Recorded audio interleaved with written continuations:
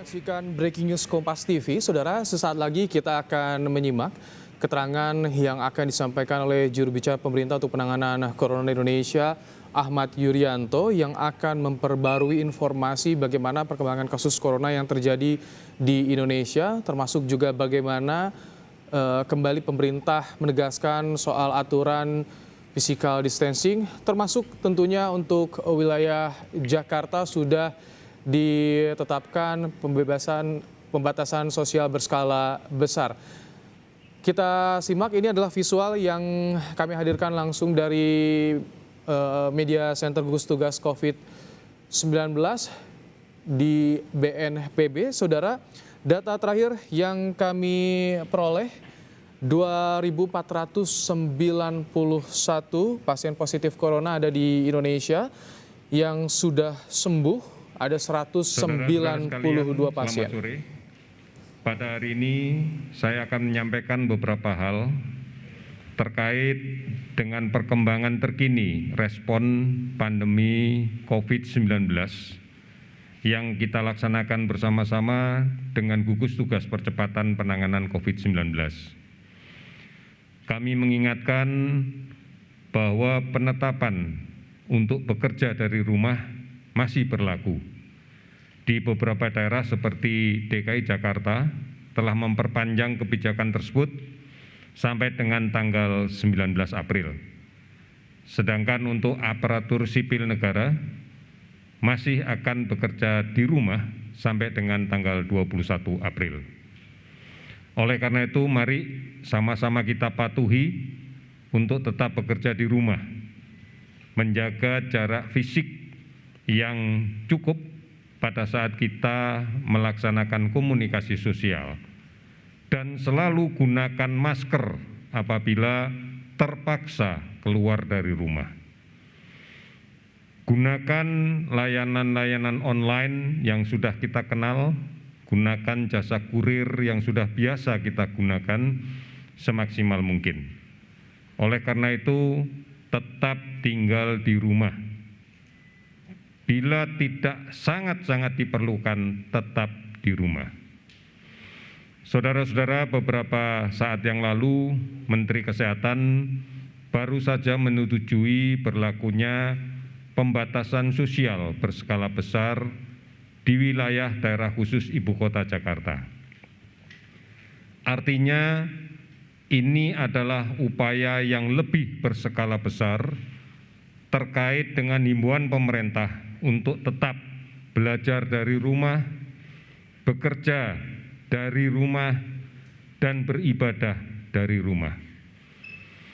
Akan banyak yang nanti bisa kita dapatkan terkait dengan manfaat pemberlakuan pembatasan sosial berskala besar. Di antaranya adalah kita mencegah terjadinya berkumpulnya orang, baik dalam konteks untuk berkumpul alasan kesenian, alasan budaya, ataupun alasan-alasan pertandingan olahraga dan sebagainya. Oleh karena itu, mari dipahami bersama bahwa ini pun juga dimaknai kita membatasi mobilitas sosial dari setiap orang. Ini penting karena keputusan ini ditujukan untuk melindungi kita semua dari kemungkinan terjadinya penularan COVID-19 dari orang lain. Oleh karena itu, kita semuanya bersama-sama untuk memutuskan rantai penularan ini dengan cara tidak melakukan mobilisasi sosial untuk kepentingan apapun apabila memang betul-betul tidak diperlukan. Kami percaya sepenuhnya bahwa kawan-kawan jurnalis akan membantu menyebarkan informasi ini secara baik, secara lengkap, tentunya dalam perspektif pemahaman masyarakat secara umum. Tujuan dari pembatasan sosial berskala besar adalah betul-betul untuk memberikan jaminan bahwa rantai penularan COVID-19 ini bisa kita putuskan dengan secara bersama-sama, secara disiplin mematuhinya. Oleh karena itu, silahkan saudara-saudara sekalian, manakala akan bertanya, mendapatkan informasi lebih banyak, termasuk terkait dengan pembatasan sosial berskala besar, kita sudah menyediakan beberapa laman untuk kita bisa buka agar mendapatkan informasi yang benar, baik melalui situs covid19.go.id, hotline di 119, WhatsApp COVID-19 di 0811 33 399 9000 atau di Halo Kemkes di 15500 567 serta beberapa aplikasi online dan layanan telemedicine yang lain. Saudara-saudara, pada tanggal hari ini 6 April sampai dengan pukul 8 pagi tadi kami sudah melakukan pemeriksaan 14.354 spesimen untuk PCR real time. Ini dilaksanakan dari spesimen yang dikirim lebih dari 300 rumah sakit rujukan COVID-19, baik rumah sakit umum pemerintah, rumah sakit BUMN, rumah sakit TNI, rumah sakit Polri maupun rumah sakit swasta.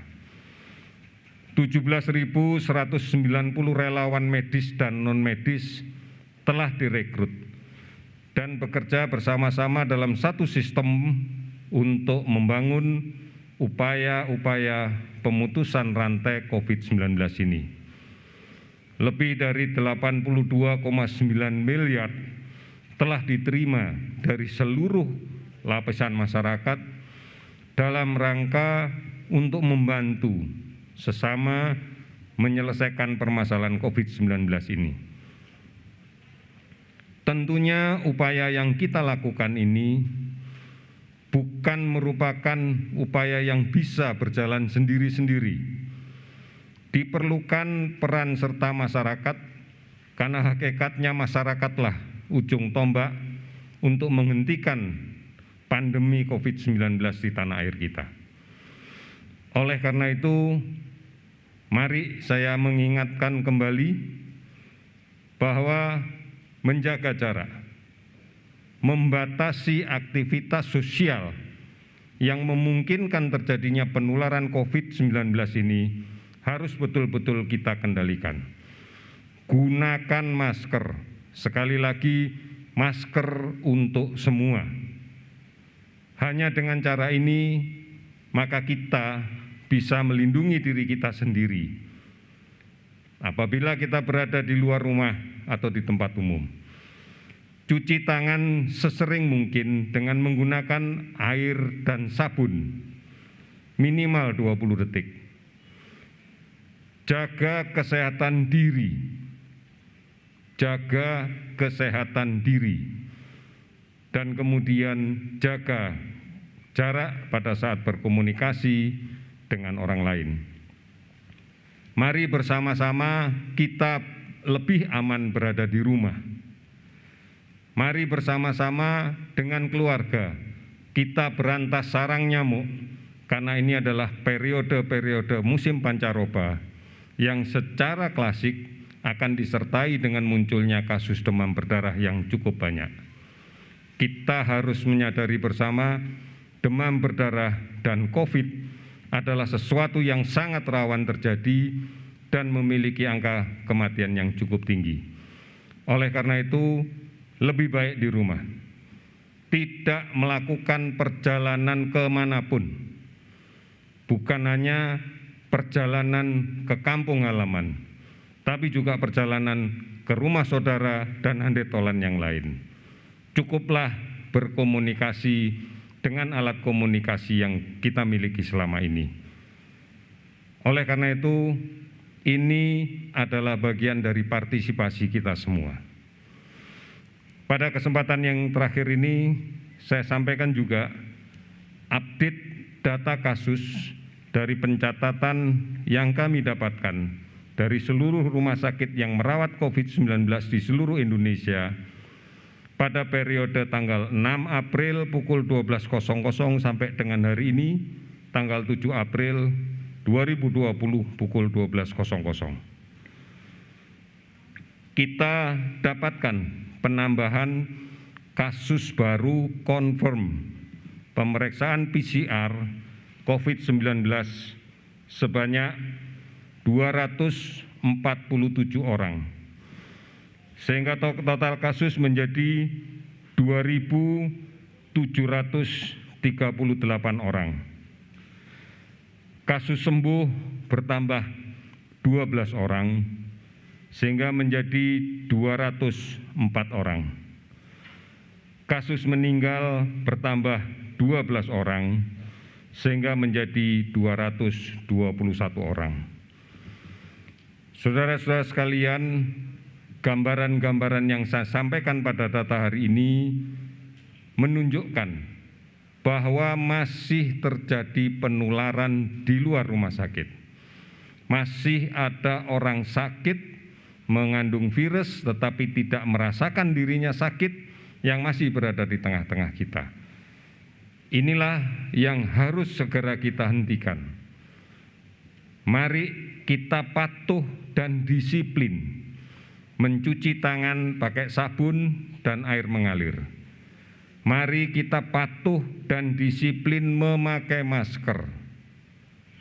Mari kita patuh dan disiplin menjaga jarak aman. Dan mari kita patuh dan disiplin untuk tetap tinggal di rumah. Patuhi ketentuan-ketentuan tentang aturan pembatasan sosial berskala besar untuk saudara-saudara yang berada di DKI dan sekitarnya. Patuhi semua ketentuan, tidak perlu mempertimbangkan untuk pulang kampung hari ini.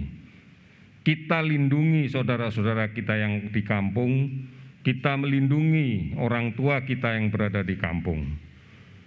Insya Allah dengan cara yang seperti ini, maka kita akan dengan cepat bisa mengendalikan laju dari penularan penyakit COVID-19.